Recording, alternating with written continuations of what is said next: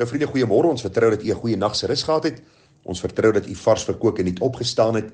En die gebed van my hart is dat die Here vir ons ook met wysheid sal bekragtig, terwyl ons môre sal aangaan met ons reeksie boodskappe vanuit die boek Spreuke. Ons gaan vanmôre saam lees daaruit Spreuke 17. Ons gaan vers 10 tot 14 hanteer. En kom ons vertrou dat die Here vir ons met wysheid sal bekragtig om te verstaan wat hy vir ons wil leer en dat ons insig sal bekom. Spreuke 17 vers 10 en 11 is twee verse wat saamloop. Daar staan: 'n berisping gaan by 'n verstandige dieper in, as om 'n dwaas 100 maal te slaan. Die wederstrewige soek net onheil, maar 'n wrede boodskapper word teen hom uitgestuur. Nou vriende, as ons daaraan dink, dan is hierdie verse so van toepassing op ons dag en tyd. Salomo sê, wanneer jy 'n verstandige mens berispe, met ander woorde, jy praat met 'n verstandige mens, jy waarsku hom, jy vermaan hom, daar is sekere dinge wat jy vir hom uitwys wat verkeerd is in sy lewe, sê die Bybel, daardie verstandige man, vrou, seun of dogter, luister, hulle gee ag op jou woorde en hulle draai om van hierdie verkeerde pad. En ons moet bely vanmôre dat daar min verstandige mans, vrouens en kinders is. Die meeste mense is koppig, die meeste mense gaan aan op hierdie verkeerde pad, hulle verbrand hulle vingers, hulle loop hierdie pad van vernietiging, hulle deurboor hulle self met baie smarte, hulle geliefdes en baie ander mense, en later kyk hulle terug en hulle sê, waarom het ek nie geluister nie? Nou Salomo sê, 'n verstandige mens is iemand wat luister wanneer raad na sy kant toe kom, wanneer daar 'n waarskuwing kom, wanneer iemand hulle berisp. En ek vertrou dat u vanmôre 'n verstandige mens is, dat jy nie koppig is en dink jy weet alles en verstaan alles en weet hoe alles werk nie, maar dat jy graag luister na ander en hierdie raad toets aan die hand van die woord en dan die pad wat jy op wandel bekyk, ooreenkomstig hierdie raad wat jy verkry het en wat die woord daaroor sê. En mag die Here ons verstandige mense maak, mense wat dink voor ons doen, mense wat luister as ander praat en ook so die Here te verheerlik. Aan die ander kant sê die Bybel, 'n berisping gaan by 'n verstandige dieper in, as om 'n dwaas 100 maal te slaan. Nou eintlik wat Salomo hier doen, hy gebruik so 'n bietjie oordrywing, want u sien in Deuteronomium 25 vers 2 en 3, wanneer iemand gestraf was vir 'n oortreding, was die maksimum houe 40 gewees. En Salomo sê, man, al slaan jy 'n dwaas 100 maal, dan luister hy nog steeds nie. En dis eintlik hartseer, want u sien, die volgende vers verduidelik vir ons verder, die wederstrewige soek net onheil. So, hierdie dwaas of hierdie wederstrewige persoon soek onheil, nie net vir homself nie, maar vir ander mense ook. Hy bring hierdie hartseer oor homself en oor ander. En nou sê die Bybel, 'n wrede boodskapper word teen hom uitgestuur. Want u sien, dwaasheid bly nie ongestraf nie. Iemand wat wederstrewig is, sal later sy Moses teekom. Daar sal later van hom rekenskap geëis word. En nou kom die Bybel, en as u kan onthou, ons het so tydjie terug daaruit Spreuke 11 vers 21 die volgende gelees. Daar staan sekerlik, die slegte bly nie ongestraf nie. Dis asof die Here elke male hierdie waarheid wil kom herhaal, dat iemand wat dwaas is, iemand wat wederstrewig is, iemand wat koppig is en nie wil luister nie, die Bybel sê, hy sal nie ongestraf bly nie. In hierdie lewe kry hulle dikwels hulle verdiende loon, kry hulle dikwels straf wat oor hulle kom, maar dan ook die ewige straf, vriende, waar die Here sê, dat hy vir hulle sal sê, gaan weg, ek het julle nooit geken nie. Daarom kom ons toets ons pad, kom ons kyk na ons eie hart, kom ons toets aan die hand van die woord, ons vra vir die Here dat hy ons verstandig sal maak, dat ons sal wandel in sy weë en in die pad van geregtigheid. Vers 12 sê, laat 'n beer wat van kleintjies beroof is, 'n mens ontmoet, maar nie 'n dwaas in sy sotheid nie. As ons hierdie vers bekyk, dan verstaan ons nie altyd lekker wat dit beteken nie, maar vriende, as ons gaan kyk na die gedagte wanneer 'n beer van haar kleintjies beroof is, wil ek vir u sê, is daai beer omgekrap. Daar is hierdie absolute aggressie, hierdie woede, en jy wil nie daai beer tegemoet kom nie, want jy gaan seer kry, jy gaan sleg tweede kom, soos die spreekwoord sê. Maar nou sê die Bybel, al is hierdie beer hoe wreed en hoe aggressief, die Bybel sê, as 'n mens 'n dwaas in sy sotheid ontmoet, is dit veel erger. Dis nogal geweldig as jy daaraan dink, dat die Here 'n dwaas vergelyk met 'n beer wat van die kleintjies beroof is. Nou wat bedoel die Bybel daarby? Vriende, dink aan 'n dwaas in sy sotheid. Ek kyk vandag na wat die media vir ons leer, hoeveel kinderverkrachtings is daar, hoeveel gesinsmoorde en gesinsgeweld en padgeweld is daar. Dan moet ons eerlik bely dat ons met 'n klomp dwaase mense sit, wat in sotheid dinge begaan wat eintlik vir ons aangrypend is. En ons dink by onsself, hoe kon hierdie man of hierdie vrou, seun of dogter daardie ding gedoen het?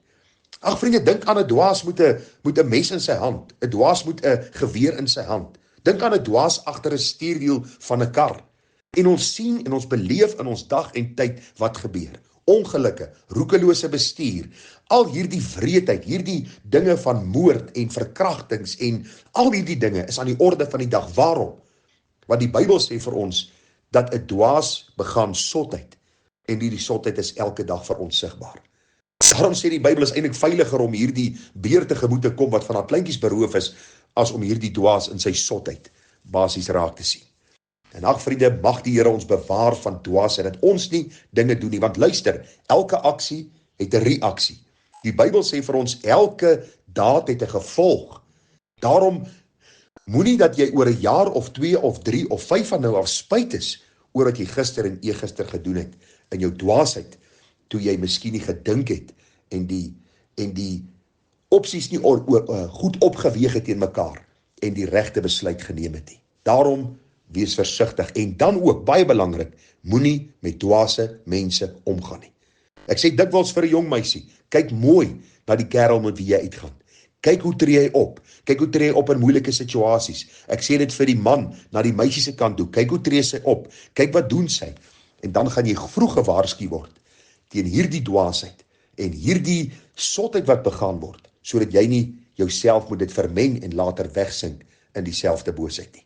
Vriende, ons kry dikwels oproepe, ons kry dikwels mense wat met ons praat, hulle sê vir ons, luister, ek het hierdie man getrou, en A, B en C gaan nou in ons huis aan, ek het hierdie vrou getrou en hierdie goed gaan nou in my huis aan, die kindertjies ly daaronder.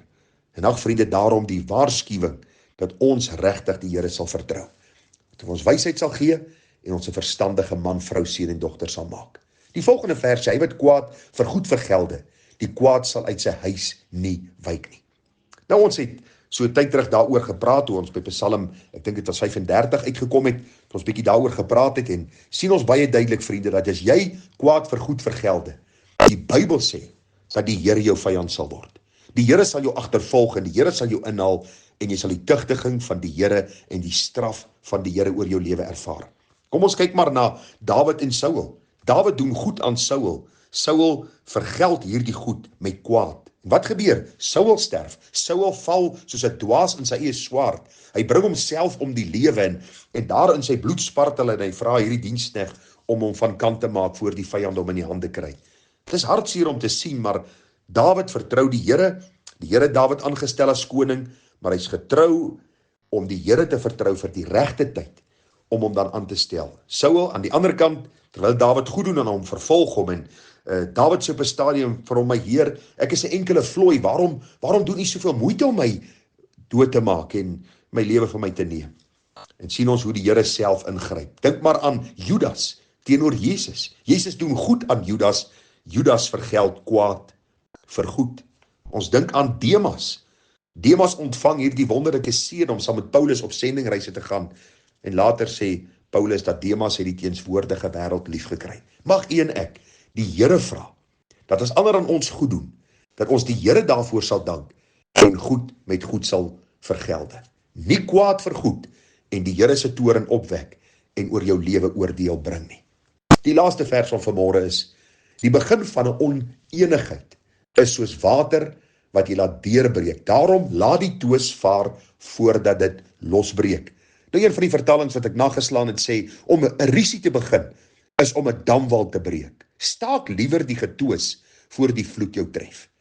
Baie belangrik, vriende, wanneer jy onder 'n damwal staan, en daar is 'n klein kraakie in, en jy gaan vat 'n wig, en jy slaan hom in, en daai dam breek, gaan jy en die persone om jou verdrink. En dis presies wat hierdie gedeelte vir ons sê, los die rusie, dis onnodig, dis sinneloos, dis doelloos.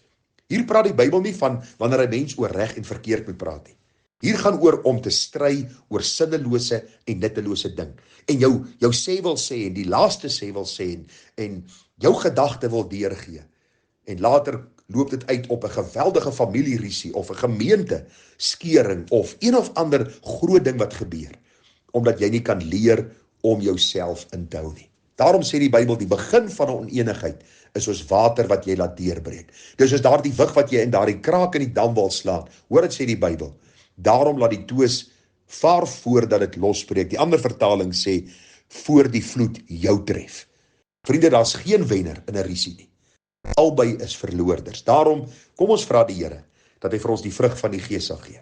Lankmoedigheid, sagmoedigheid en selfbeheersing. Mag die Here vir ons genade gee, wysheid en insig, sodat ons kan weet hoe om iedereen te antwoord en God te verheerlik. Groete vir u, seën, mooi dag verder, tada.